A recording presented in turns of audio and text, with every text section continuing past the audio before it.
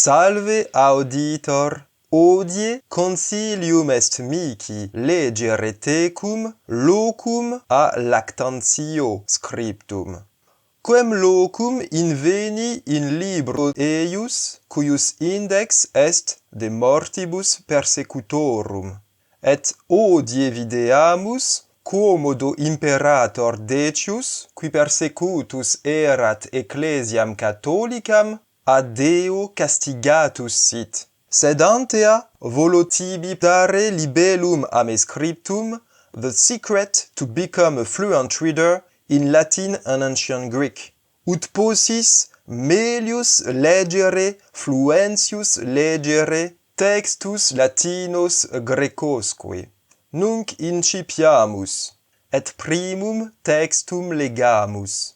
Extitit enim post annos plurimus, execrabile animal Decius, qui vexaret ecclesiam. Profectus adversus carpos, qui tum Daciam mesiamque occupaverant, statimque circumventus a barbaris, et cum magna exercitus parte deletus, nec sepultura quidem potuit honorari, sed exutus ac nudus, ut ostem Dei oportebat, pabulum feris ac volucribus iacuit.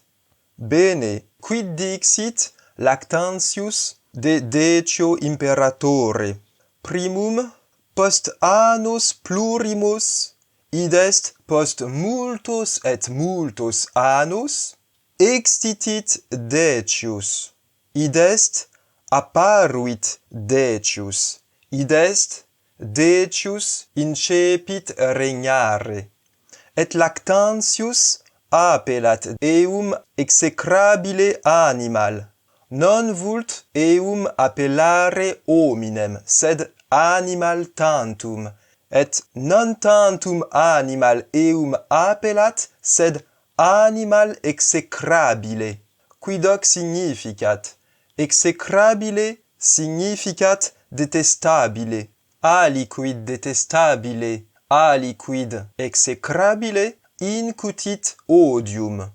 Et quam obrem Lactantius appellat Decium execrabile animal, quia ille fuit imperator qui vexavit ecclesiam. Id est imperator qui persecutus est ecclesiam, sicut iam vidimus in indice libri Lactantii. Et ut melius intellegamus Lactantium appellavisse Decium execrabile animal, quia vexavisset ecclesiam, hic utitur modo conjunctivo, modo subjunctivo. Bene, nunc videamus quomodo Deus castigaverit illum imperatorem. Profectus est Decius adversus carpos. Profectus est, id est discesit, id est abivit. Adversus carpos. Qui sunt carpi? Carpi sunt homines barbari. Populus carporum fuit populus barbarorum contra quos Decius voluit bellum agere. Contra quos Decius bellum gesit, contra quos vel adversus quos Decius pugnavit.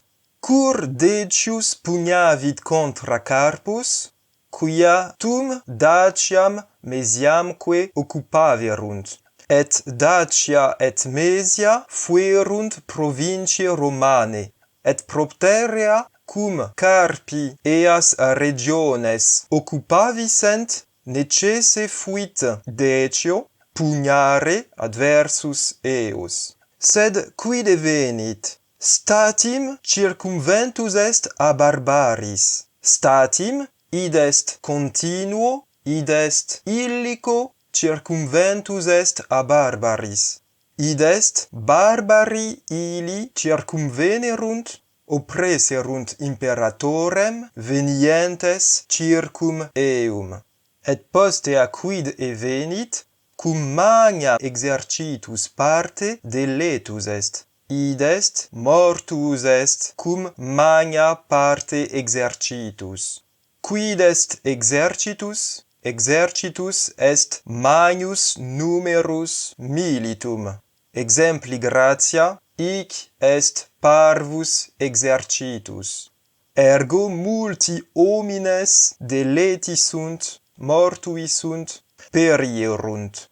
Et quid evenit imperatori Decio? Nec sepultura quidem potuit honorari, non potuit eferi imperator, non potuit habere sepulturam. Quid est sepultura? Sepultura est sepulcrum. Ec est sepultura, hoc est sepulcrum. Non potuit imperator sepeliri, sed exutus ac nudus pabulum feris ac volucribus iaquit, sed exutus ac nudus mansit. Ec vocabula exutus ac nudus nisi fallor habent eamdem significationem. Sed lactantius utitur ambobus vocabulis ut melius intellegamus quam miserabiliter perierit imperator ile.